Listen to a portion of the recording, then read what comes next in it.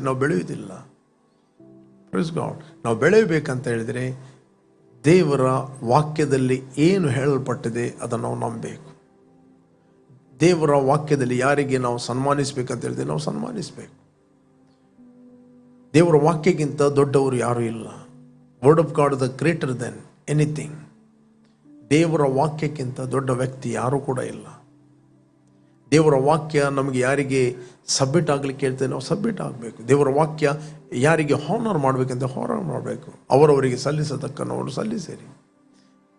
May be natural ಮೈಂಡಲ್ಲಿ ನಿಮಗೆ bondage ಅಲ್ಲಿದ್ದಾಗ ಕಾಣ್ಬೋದು, ಬಟ್ ಸ್ಪಿರಿಚುವಲಿ ನೀವು ಫ್ರೀಡಮಲ್ಲಿ ನಡೆಯುತ್ತೀರಿ, ಸ್ವಾತಂತ್ರ್ಯದಲ್ಲಿ ನಡೆಯುತ್ತೀರಿ. ಓಕೆ, ದೇವರ ವಾಕ್ಯವನ್ನು ನೀವು ಹಾನರ್ ಮಾಡುವಾಗ ನೀವು ಆತ್ಮಿಕವಾಗಿ ಫ್ರೀಡಮಲ್ಲಿ ನಡೆಯುತ್ತೀರಿ, ಸ್ವಾತಂತ್ರ್ಯವಾಗಿ ನಡೆಯುತ್ತೀರಿ.